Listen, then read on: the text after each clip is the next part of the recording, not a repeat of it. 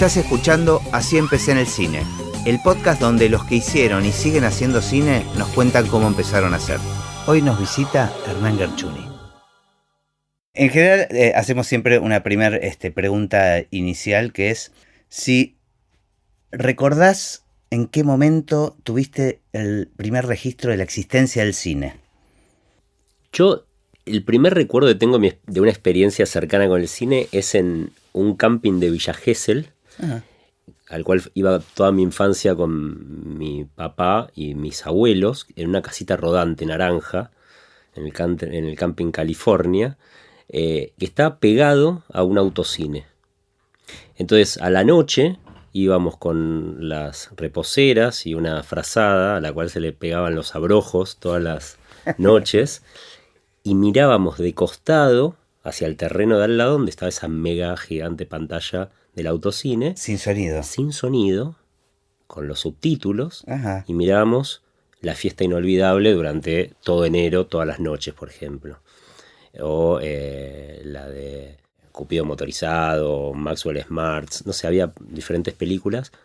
Pero La Fiesta Inolvidable es una película ícono de esa época, me acuerdo que es anterior en realidad, pero ahí la estaban reponiendo. La estaban reponiendo y la pasaban todo el tiempo y me la sé de memoria. La primera más veces vi en mi vida en esas noches en un camping de Villa Gesell.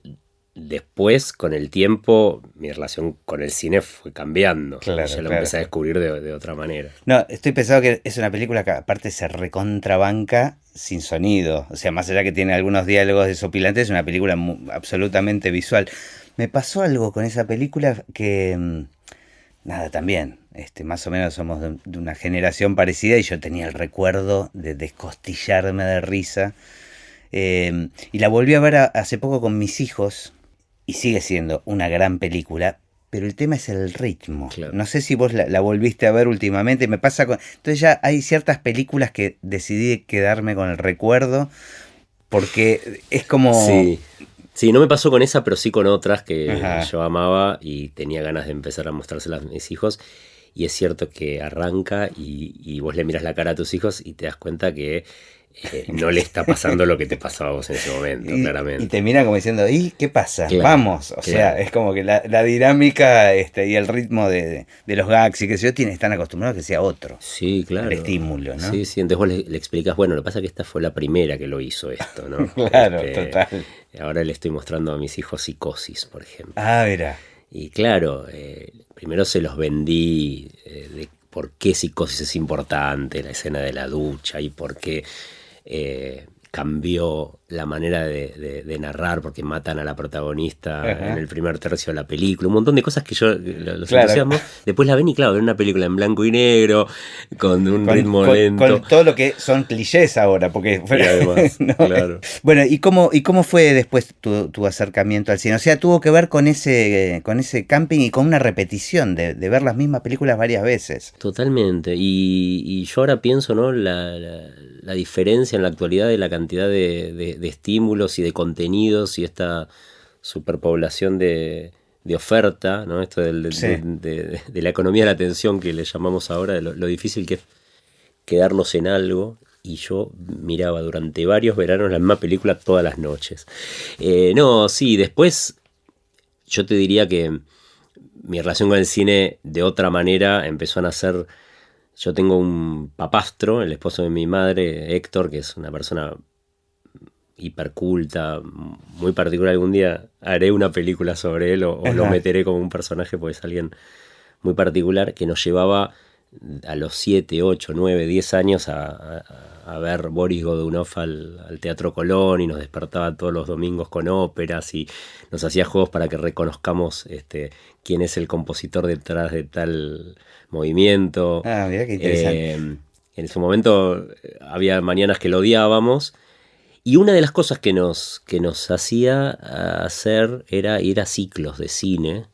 Y vimos películas lentísimas como, no sé, Un domingo en el campo o bueno, pero una vez nos llevó a ver un ciclo de Hitchcock al Cine Metro y me impactó de una manera tal que me cambió la vida, diría. ¿El ciclo en general o fue alguna película en particular? La que más recuerdo es Vértigo. Claro. Recuerdo de salir de ver Vértigo y estar bajo un impacto muy grande. O sea, me ha impactado, había entrado mucho en la película, Claro. nunca había vivido esa experiencia. Y bueno, y obviamente La ventana indiscreta, me acuerdo, vimos Psicosis.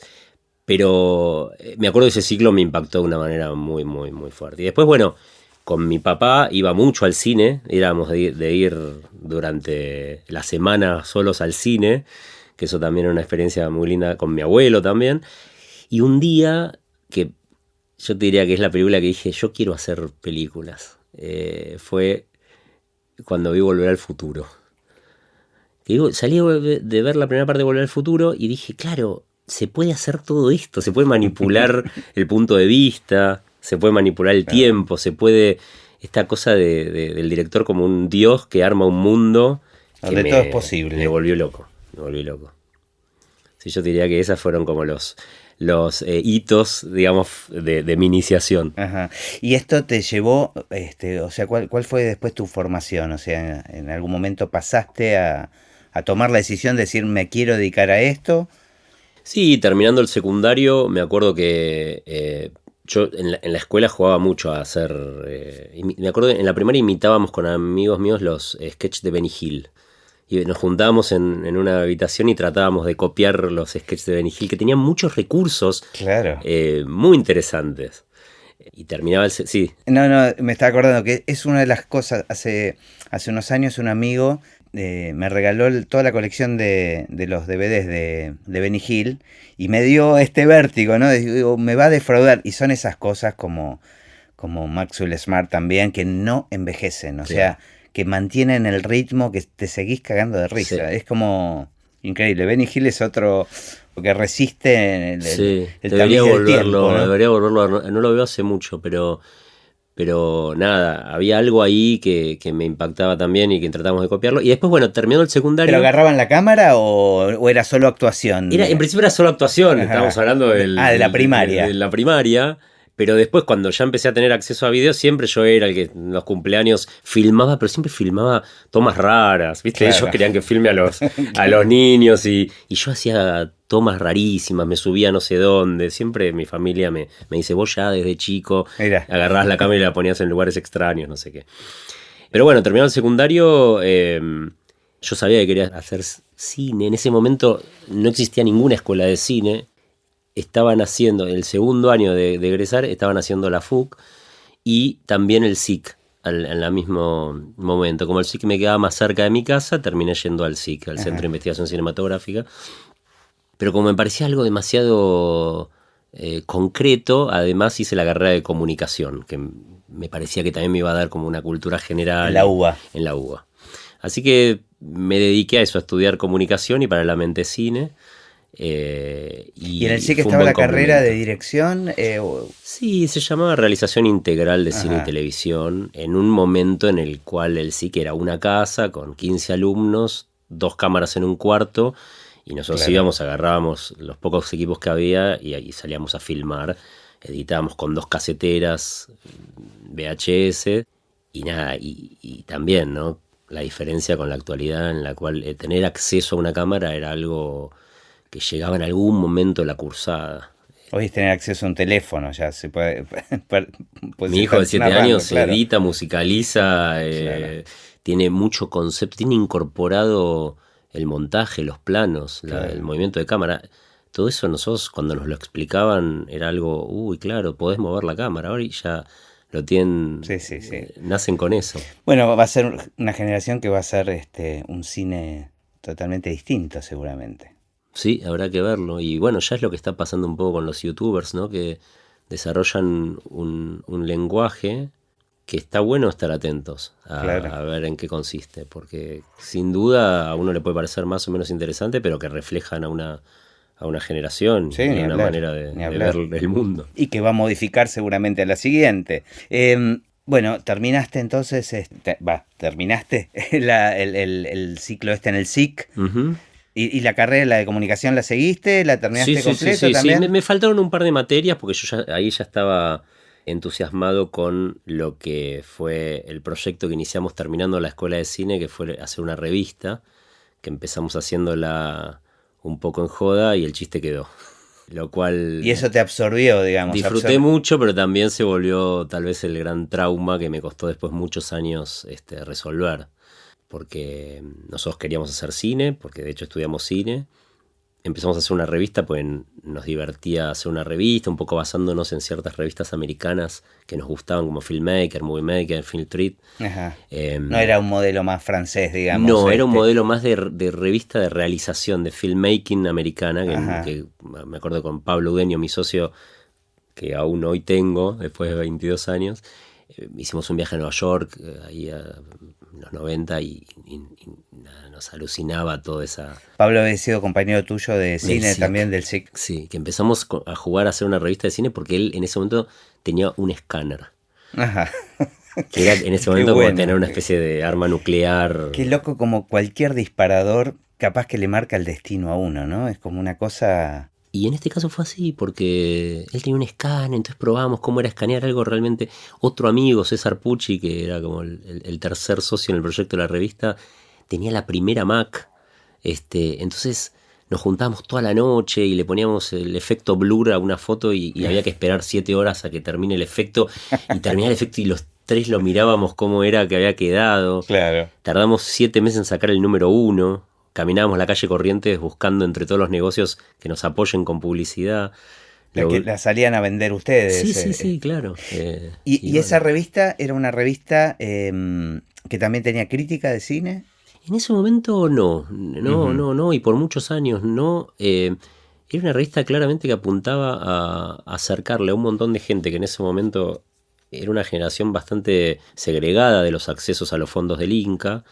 Porque vos pensás que la ley de cine todavía ni siquiera esta revista nació en septiembre del 95. En ese momento se está empezando a hacer el cultivo para lo que fue la ley de cine del 95, que empezó a funcionar un poquito después. Claro, que fue la época de Antin. Exacto, entonces en ese momento nosotros tomamos la revista casi como una... No, Antin ya no estaba. No, Antin es anterior, Alfonsín, es claro, en el claro. 80 y pico, Sí, en el radicalismo, fue el primer presidente del Instituto de la Democracia. Sí, Esto lo contó acá. Claro. Entonces la revista era una verdadera cosa casi de barricada. Nosotros queríamos despertar a toda una generación de que tenían que ir a luchar por esos fondos que les pertenecían, que en ese momento solo filmaban 4 o 5 tipos. Entonces poníamos columnas como cómo conseguir un crédito del Inca. Me acuerdo de una columna una sección llamada Vivando Giles, que era como secretos para poder acceder al Inca, que era como una especie de cosa negra cerrada que solo accedían 4 o 5. Entonces eran 2 columnas de ese tipo, ¿no? Eran como una herramienta para poder hacer cine en este país. ¿Existe ahora algo equivalente a eso? Digo, la revista sigue, entiendo que sí, pero digo, que presente estos manuales del cómo hacer. Bueno, la revista siguió existiendo durante 22 años y siempre tratamos de no perder notas del estilo, viste, del nuevo plan de fomento for dummies. O sea, claro, tratá vos, que sos una persona de pie, de entender esta ley compleja que parece solo entenderla a ciertos abogados y la usufructan para sí mismos o sus clientes, digamos. Siempre esas columnas y esos artículos los encontrás en Haciendo Cine. Es cierto que nosotros durante muchos años nos pudimos dedicar a la revista. A partir de un momento logramos romper con ese trauma de estar haciendo una revista llamada Haciendo Cine, pero nunca poder hacer películas, y logramos ponernos a hacer películas. Eso pero tardaron bastante. Tardamos mucho. A mí el Crítico, que es mi primera película, me llevó creo que 7 años poder filmarla desde que la escribí. Parte un poco por este trauma. Claro. Antes de llegar a esa primera película, porque digo, me parece que los 2 temas están relacionados. O sea, no es casualidad que tu primera película sea El Crítico, cuando vos venías, digamos, de un lugar. Por eso quiero entender un poco en qué momento empezó a aparecer como la crítica, ¿no? Claro. Que además es un tema como hiperpolémico, me imagino. Claro. Y bueno, ¿en qué momento apareció en la revista ese...?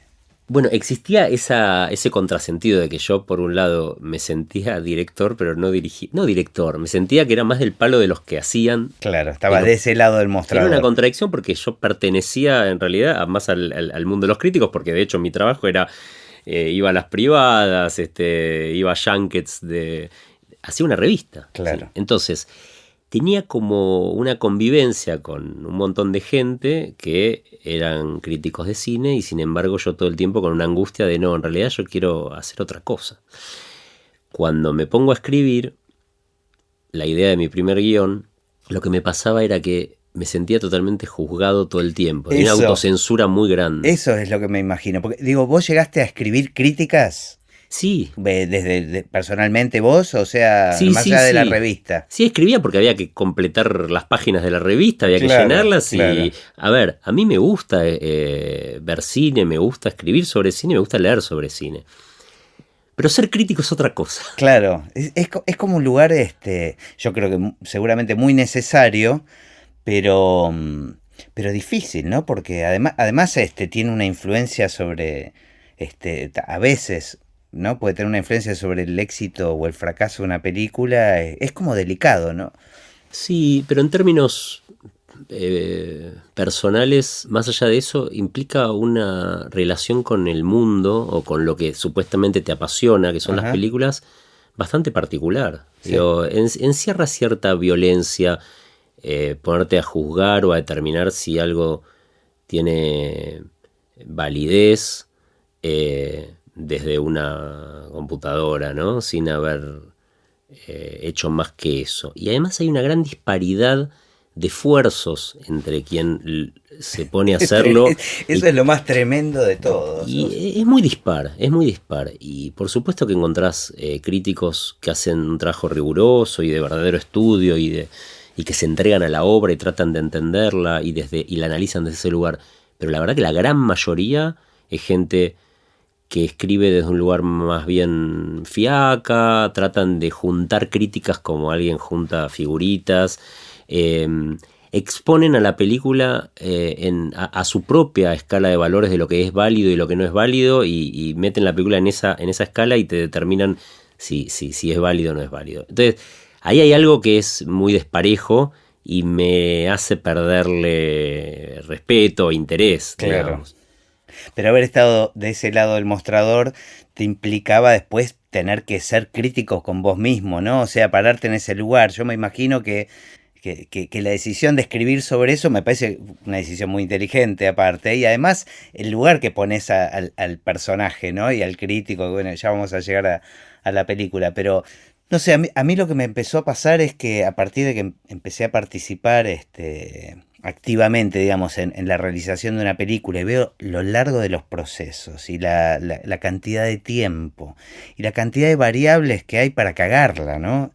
Y después digo, más allá de la función de un crítico que escribe públicamente, uno mismo como espectador va, se sienta en la butaca del cine, está ahí una hora y media, después dice, sí, estaba bien, qué sé yo. O sea, es tremendo como uno juzga algo que tiene una cantidad de trabajo. Debe ser difícil. Nunca yo realicé una película, pero debe ser muy difícil bancarte una crítica.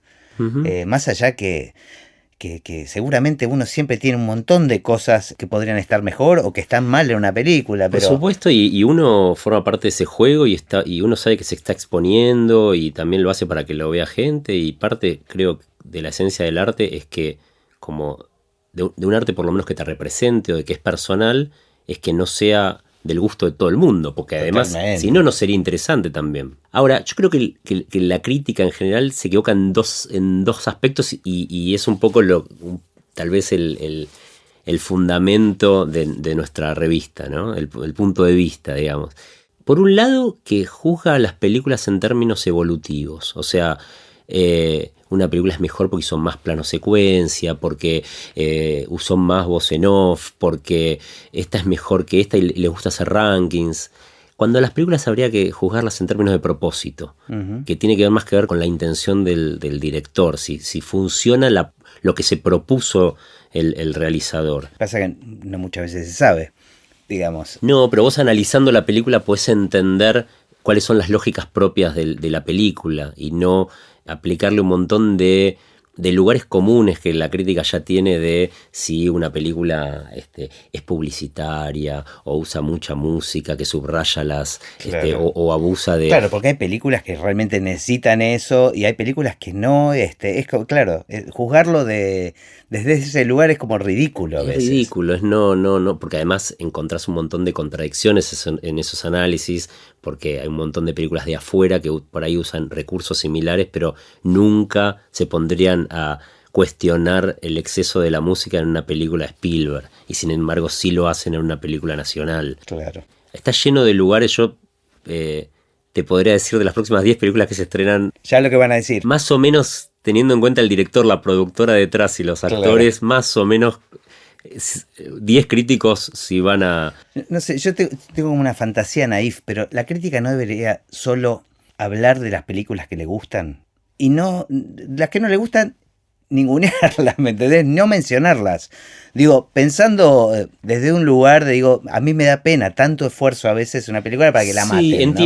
entiendo, y yo, digamos, cuando hablan mal de algo que uno hace, se siente mal, pero no, yo no comparto eso, yo creo que... No, lo mío es una pregunta, Sí, no es sí. algo que pensé mucho. No, yo creo que no, yo creo que no, Ujú. yo creo que la diferencia no está en que hablen bien de lo que les gusta y no hablen mal de lo que les gusta, porque en realidad el buen analista, y saquemos la palabra crítico, el buen Ujú. analista no debería ser importante me gusta o no me gusta, debería analizarla. Ujú. Entonces vos cuando analizás lo que haces es establecer relaciones entre la película y otras obras, entre la película y la vida, entre la película y otros artes, Ujú. entre la película y el discurso que la película encierra en sí mismo. Y eso no tiene que ver con me gusta o no me gusta. Cuando estudias cine, varios profesores te dicen, el me gusta o no me gusta, dejarlo para la mesa de café. Acá venimos a tratar de entender cómo se hace, cómo está hecho.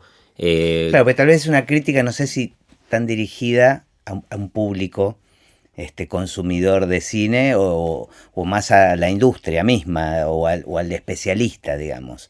No sé, yo tengo un montón de amigos, abogados, médicos, contadores, Que se copan con ese análisis que del... leen un buen texto Sí, sí, es verdad, de es una verdad. película que les Claro. gustó y al revés, es mucho más interesante eso que un texto te cuente la sinopsis y después se haga el canchero con 3, 4 párrafos medio irónicos sobre sé qué y te ponga un regular.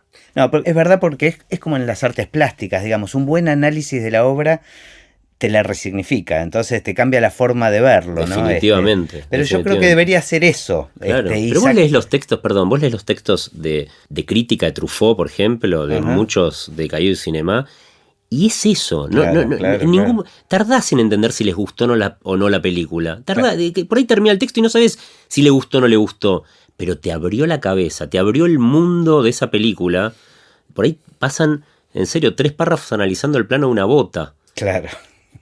porque estudian la película. No es que someten a la película a lo que saben que va a estar bien visto después en el café de la esquina con sus colegas, decir si te gustó o no te gustó. Claro.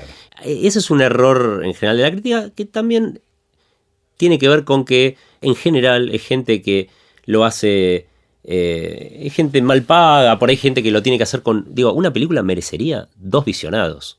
Total. ¿O no te pasa de ver una película y después volverla a ver? Ni hablar. La Si- segunda... Si hablamos con criterio, un tipo que pasó 2 años haciendo una película merece que el que la vea. Y hoy por hoy, el 80% de los críticos ve la película en un link, en un Vimeo, que se para, que la frenan 7 Que veces, capaz que no la ve entera, que la capan a la pica. ventera, la escuchan mal. Claro. Entonces, hay una disparidad muy grande. Eso es bastante violento.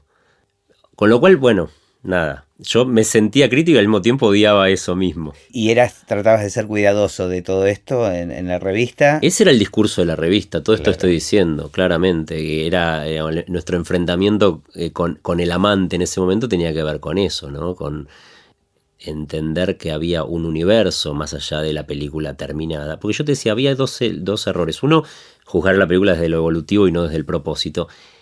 Y el segundo, pensar que la película es el fiel reflejo del director. Cuando en realidad cuando vos haces una película o un corto o casi cualquier cosa en la vida, te das cuenta que lo que sale es el arte de lo posible. Claro. Es el resultado de un montón de variables. Y sobre todo en el cine. Y sobre todo en el cine. Es un proceso, son demasiadas las variables. Son millones, es caro, es largo. Dependiste del humor de ese día del actor, de que llovió, de Kodak en ese momento, de que no sé qué, del sol. Entonces, por supuesto, el trabajo del director es que todas esas variables traten de neutralizarse para poder cumplir con tu propósito. Uh-huh. Pero, ¿viste esta idea de... este es el director de tal película? No le hablo, porque, ¿viste? O lo respeto. Pero ya sé quién es. Hizo lo que pudo, y seguro lo conoces y te va a sorprender en un montón de aspectos. Aparte, ¿cuántos directores hemos visto hacer películas tan dispares, no? O sea, entonces...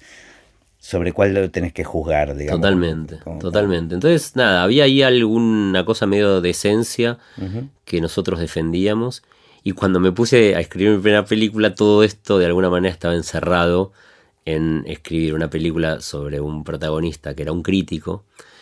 Pero claro, yo me ponía a escribir y sentía cada frase que escribía del guión, 5 críticos juzgándomela. Esto es muy costumbrista, esto es muy...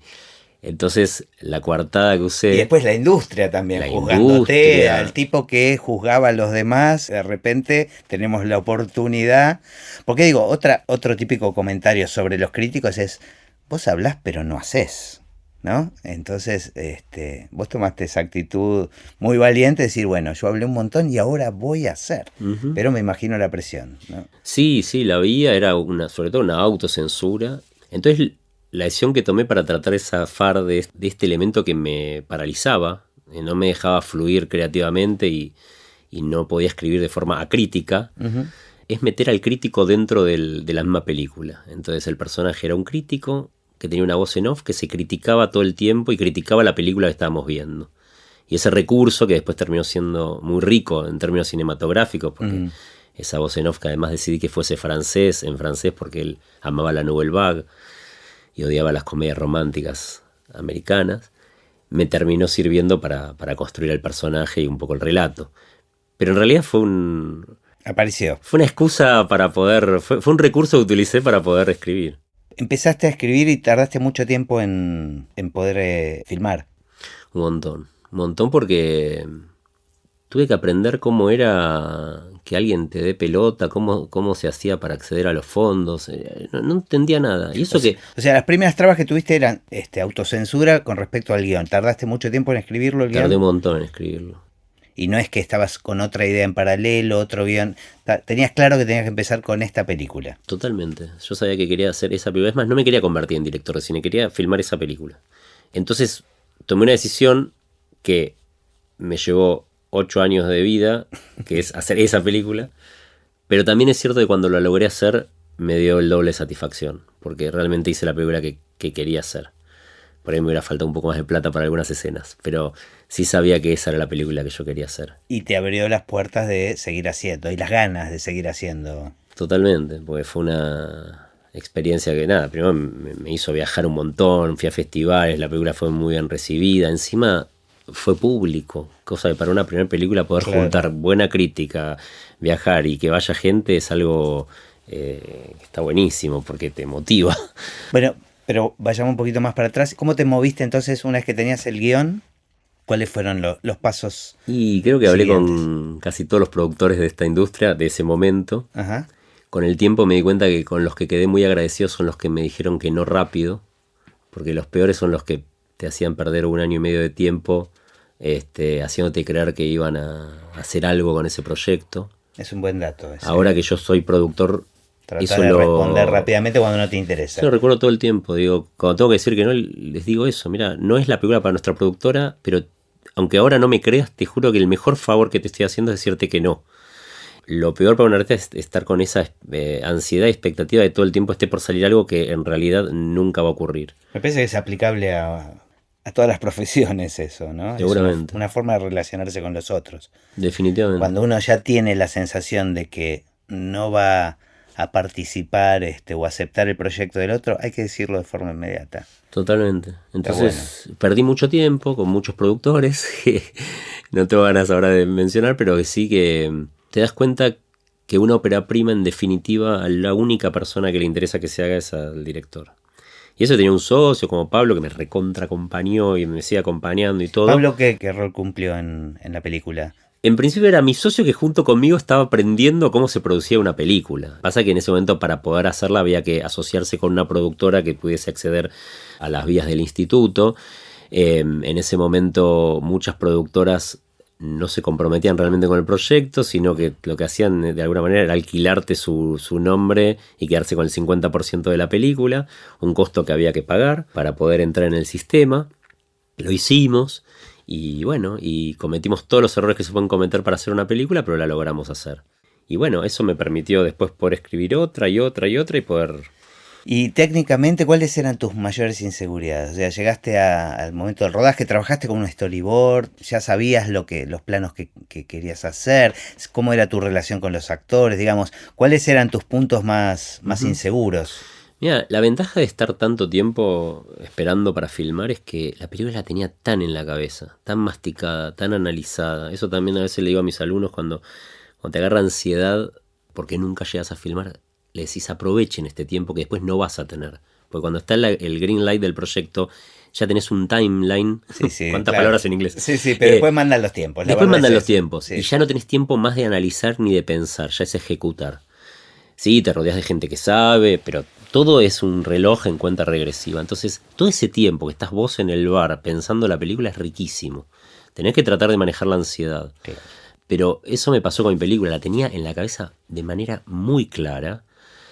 Entonces cuando me llegó el momento de poder filmar, la verdad que era poder, toda esa mochila que fui juntando durante tantos años es explicarle a cada cabeza de área exactamente lo que quería. Y después hubo otro aspecto que es el miedo al set, ¿no? Me toca enfrentar a estos 40 tipos.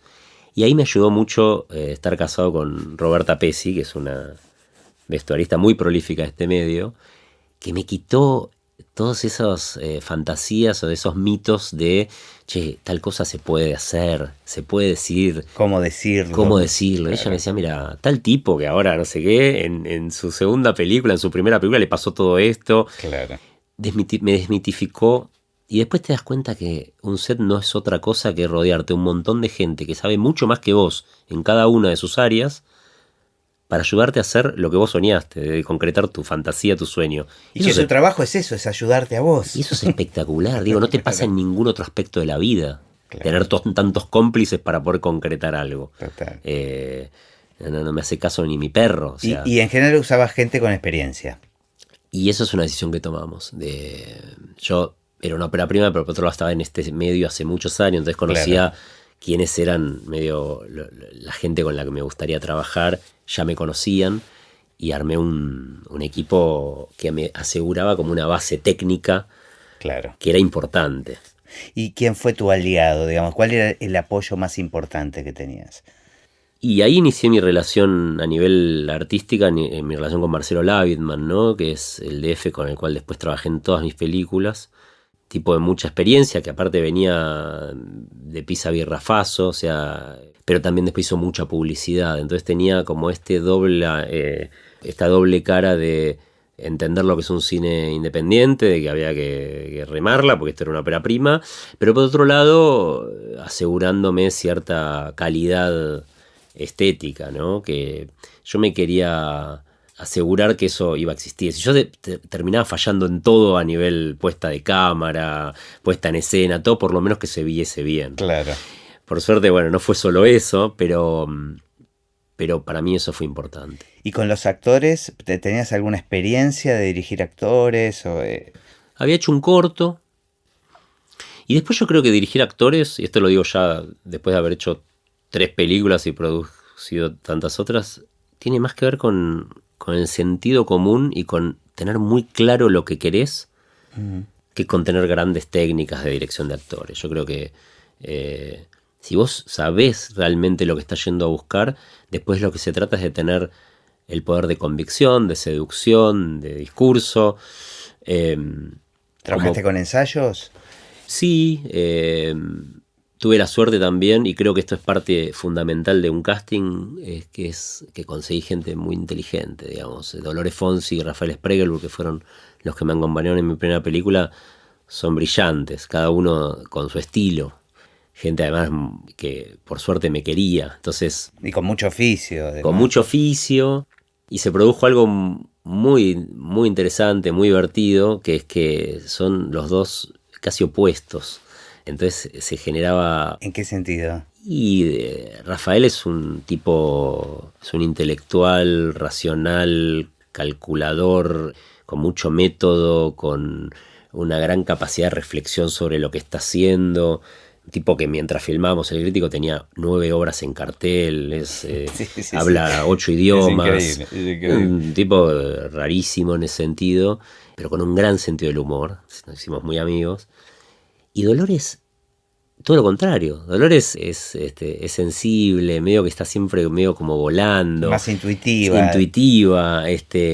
Ella llegaba al set y parecía que estaba en cualquiera, y de pronto se prendía la cámara y era espectacular lo que te daba. Entonces había ahí un choque de estilos que era muy, muy rico, y era tan interesante todo lo que hablaban antes y después de que yo decía corte, de que decía acción y que decía corte, todos los diálogos con el sonido, ellos microfoneados, que es un material, es una basura que yo ahora estoy usando para hacer otra película. Ah, mirá qué interesante. Porque la sensación con la que me quedaba era que ellos tenían unos diálogos extraordinarios hasta que yo decía acción y ahí empezaba lo menos interesante. Que era lo que vos habías escrito. Que era lo que yo había escrito.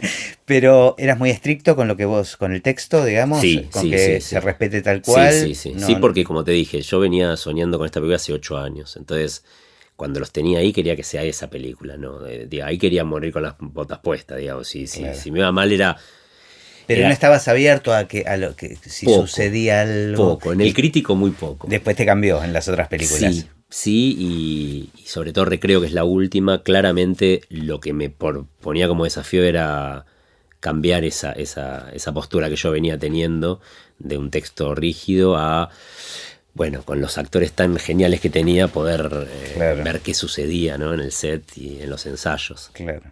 Ahora, terminaste la peli, postproducción, corte final, ¿qué sensaciones? O sea, ¿tardó mucho en estrenarse una vez que la terminaste? Sí, en realidad la terminamos y al toque, pero a los 2 días de haberla terminado, la primera proyección fue en la función de prensa del Bafisi. Ah, mira. Lo cual se había reunido toda la crítica del país a una función, a ver una película llamada El Crítico, de un crítico o de un ex crítico. Era como, bueno, decir, dale, ya que nos exponemos, metámonos en la boca el lobo de una, vamos, y que vamos sea lo por que, esta, lo que vamos tenga con que ser. todo. Y me acuerdo como si fuese hoy el momento en el cual a los 10 minutos de película empezó la primera carcajada. Y yo ahí como sentí que dije, bueno, esto está empezando a funcionar. Y después otra, y después otra. Y ahí descubrí esta droga. Además había mucho guiño para los críticos, muchísimo, ¿no? Muchísimo. Eso también fue como muy inteligente, como ganártelos desde ese lado. Sí, que en realidad estaba jugando con cosas que yo entendía, y que cosas que me divertían a mí. Claro, que a vos te resultaba gracioso. Me reía mucho de mí mismo también, no era una cosa... Era eso, era reírme de un mundo en que yo había pertenecido y que me parecía muy particular. Claro. Y ellos, por supuesto, se vieron reflejados, y entendiendo que era una película hecha desde el amor por ese mundo también, ¿no? Claro. Y se estrenó comercialmente, se estrenó en el Bafisi. Se estrenó en el Bafisi, todo ese año pude viajar por un montón de festivales, y al año siguiente, de una manera casi impensada, la tomó Disney y la distribuyó Disney. Una ópera prima sobre un crítico que hablaba de Godard. Claro. O sea, algo que yo nunca hubiera imaginado, pero así sucedió. Fueron 50.000 espectadores, que para ese momento era un montón, y con una ópera prima. Y había salido con muchas copias. 12. Muy pocas. No, son números que hoy no los podés hacer. Claro. Era otro panorama. Ahora no me acuerdo si 12 o 19, pero bueno. Así que nada, fue una experiencia, como te decía antes, completó un poco todos los casilleros. Claro. Y además me dio la energía para poder seguir. Viajaste con la película antes de estrenarla comercialmente al mundo de los festivales, que era un mundo que vos ya conocías, porque participabas ya. Sí, ¿Cómo era eso? Estar desde otro lugar. Era ocupar el lugar que siempre quería ocupar. Era como, no sé, era como viajar al mundial siempre. Había ido al Festival de Berlín 5 años consecutivos porque hacíamos una sección de Work in Progress en el mercado de cine de Berlín. Había viajado a un montón de festivales como periodista. Ajá. Y siempre la sensación era volver a los festivales y sí, estuve en una ciudad hermosa, vi un montón de películas. Pero estoy afuera. Pero siempre me sentía que vacío. Y cuando pude empezar a viajar a festivales con mi película, era eso, como ahora voy al mundial y juego. Claro.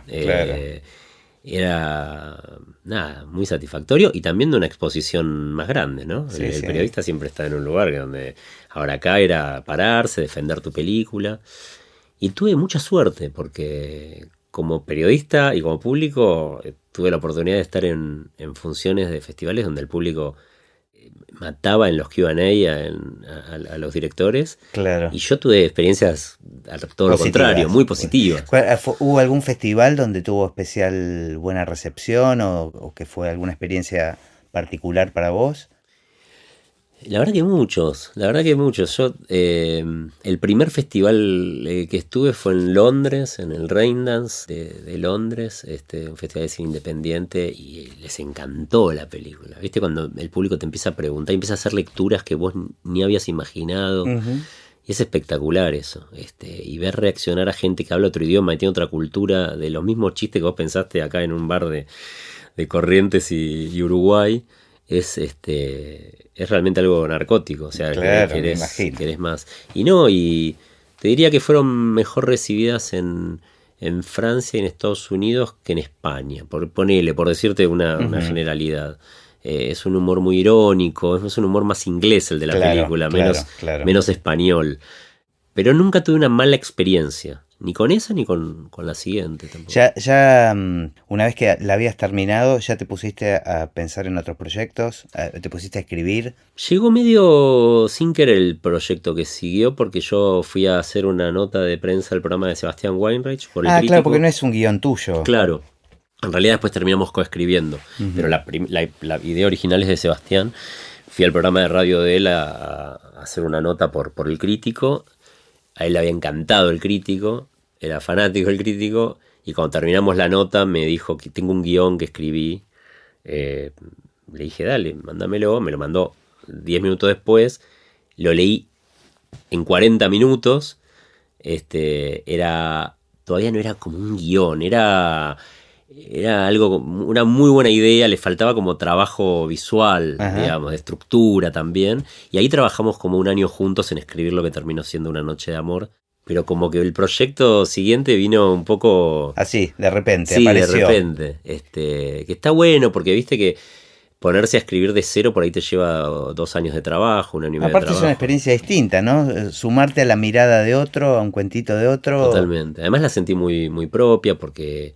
Sebastián tiene la misma edad que yo, tiene los hijos de la misma edad. Claro. Vivimos a 10 cuadras, atravesamos las mismas problemáticas, nos terminamos también haciendo muy amigos, con lo cual no había escrito yo esa primera idea, pero era claramente un universo que me pertenecía, ¿no? ¿Y Recreo también la escribiste con Jazmín? Sí. Sí, Recreo surge a partir de una cerveza que me voy a tomar con Jaz, vamos a hablar de la vida y... Yo tenía muchas ganas de hacer una película en una casa que tiene mi familia en el campo, una casa a la que iba de chiquito, después fui con amigos, me casé en esa casa, una casa que yo quiero mucho, y tenía ganas siempre de filmar ahí porque le conocía cada hora del día, sabía esa puerta cómo era iluminada a las 6 de la tarde cuando el sol, ese árbol, tenía ganas de una película ahí. Y por otro lado nos pusimos a hablar con Jazmín de la vida, de lo que hoy es...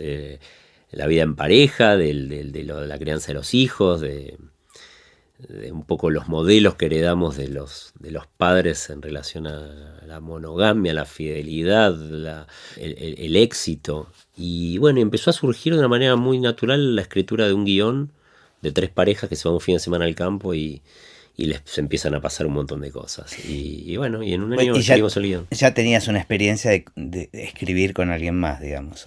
Sí. ¿Y qué onda dirigir con alguien más? Bueno, algo que podría haber salido muy mal, la verdad. Era un miedo que teníamos los dos. Por suerte lo hablábamos muy abiertamente. Pero Jazmín ya tenía una experiencia. Ella sí. Ella la primera película la había codirigido. Pero claro, esa era su primera película. Acá ya los dos habíamos dirigido 2 películas. Claro. Y es medio loco, porque uno dirigir te genera ¿viste? Esa rara sensación de que sos un semidios, ¿viste? De que, claro, que es lógico, porque vos imaginaste un mundo y después tenés ganas de materializarlo. ¿Quién te va a discutir tu sueño, digamos? Claro. Y de repente compartir eso es como medio extraño. Y de pronto es, che, yo soñé esto y yo soñé esto, y ¿cómo se materializa? Como, digo, sí, queremos lo mismo, pero yo había pensado que esta silla iba acá, y yo acá. ¿Y ahí cómo era? ¿Discutir sobre todos los temas, ponerse de acuerdo o división de roles? No. Desde el día 1 dijimos no. Matémonos, discutamos, debatamos, que del debate se enriquezca la película, y fue eso lo que hicimos. Implicó mucho esfuerzo, pero bueno, te obligaba a argumentar. Te obligaba a demostrarle al otro que tenías razón, y también tener la cabeza abierta a que por ahí lo que el otro te decía estaba bueno.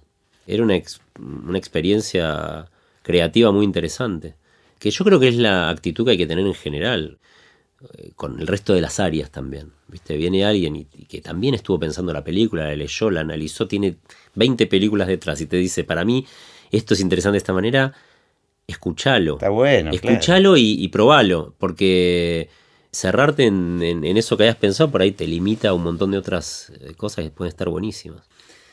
Gerchu, tu mejor anécdota en el cine, o de cine, digamos, o de este universo. Uy, hay tantas en los rodajes. Yo no sé si la mejor, por ahí tendría que haberla preparado esta respuesta, claro, porque son tantas cosas. Que tengo que anticiparla esta pregunta, me doy cuenta. Sí, pero bueno, yo creo que no sé si es la mejor, pero sí es una que a mí me marcó mucho, que es que en El Crítico nosotros claramente no teníamos un mango, o sea, y lo que está montado es el material que filmamos, o sea, no teníamos más que eso. Se usó todo. Claro. Y teníamos en la mitad del rodaje una escena que en los papeles era infilmable para nuestros recursos, que era cortar toda una calle, llenarla de autos, que llueva, que Leonardo Sbaraglia en la mitad de ese corte salga de un auto, que era un falso rodaje en el cual el personaje se metía. En los papeles es una escena que costaba fortunas. Y a pesar de eso dijimos, bueno, vamos a hacerla. Entonces empezamos en lugar de los FX trajimos unos bomberos amigos, los autos terminaron siendo de todo el equipo, los extras también. Y caía en la mitad del rodaje, me acuerdo, cayó el 1 de mayo. Era una locura, y lo logramos, y me acuerdo que eso nos dio una mística, claro. Que dijimos, si pudimos con esto, vamos a poder. Y fue un gran aprendizaje también, ahora que después filmé con más recursos, y uno se empieza como a burguesar, y empieza a pensar que si no tenés todo esto, no se va a poder hacer. Siempre recuerdo aquella escena en la cual teníamos absolutamente nada, y después vos la ves y decís, sí, la única verdad está en lo que se ve finalmente en la pantalla. Y lo que tenían era las ganas de que esté esa escena. Totalmente. O sea, así que yo no sé si es una gran anécdota, pero sí es algo que a mí me gusta. Me marcó en términos de energía, ¿no? A la hora de encarar un rodaje. Si pudieses viajar en el tiempo y encontrarte con ese Hernán que acaba de terminar el SIC y estaba viendo qué hacer, si le pudieses tirar un tip. Que esta es una actividad que consiste en convivir con el fracaso. Que el fracaso hay que incorporarlo a la actividad. Que no se te tiene que volver frustración. Que uno tiene que crear sabiendo que tiene que volver a intentarlo, y que eso es algo que está bueno incluso para lo creativo. Es un arma creativa también. Está buenísimo, me encanta. En ese momento uno tiende a frustrarse, no tiende a pensar que hacer películas es algo que le sucede a los demás y no a uno. Y con el tiempo y pudiendo haber hecho películas te das cuenta que si uno pudiese incorporar eso a la actividad como algo propio de lo que uno se dedica, no te frustras y puedes llegar a cosas muy interesantes. También creo que es aplicable a todo, ¿no? Seguramente. ¿Cómo ves el futuro del cine? Bueno, en principio va a haber que redefinir la palabra cine todo el tiempo, ¿no? Y se está redefiniendo. Ya está siendo redefinida. Todo el tiempo. Te voy a responder con un lugar común, la verdad. No voy a ser muy original. Yo creo que de lo que nunca vamos a prescindir es de escuchar relatos. porque esto es algo Sí, sí. más viejo que la Contarnos humanidad. historias. Contarnos historias. Eso es un cliché, pero no por eso deja de ser cierto. Y lo que va a cambiar son los formatos, las pantallas, las maneras, pero nunca vamos a prescindir del cuento. Ujú. Así que yo creo que el futuro del cine, después se puede esa pregunta empezar a analizarla en términos más industriales, más estéticos, más de las diferentes formas de consumo, pero es lo menos importante. ¿Te das cuenta después que es lo de menos si lo ves en una gran pantalla o en el celular o en un chip insertado en el cerebro? Lo que realmente te interesa es que te cuenten el cuento. Y que vos entres en esa historia y que te identifiques. Y eso es lo que te eleva de la mediocridad de la vida cotidiana, ¿no?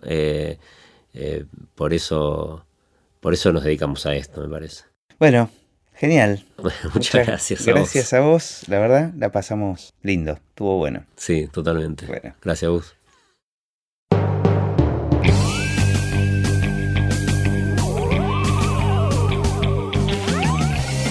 Y así terminó esta conversación de Así empecé en el cine. Espero que lo hayan disfrutado al menos un poco de todo lo que disfruté yo. Recuerden que se pueden suscribir para escuchar todos los episodios que vamos subiendo en asíempecéenelcine.com. Los espero en el próximo.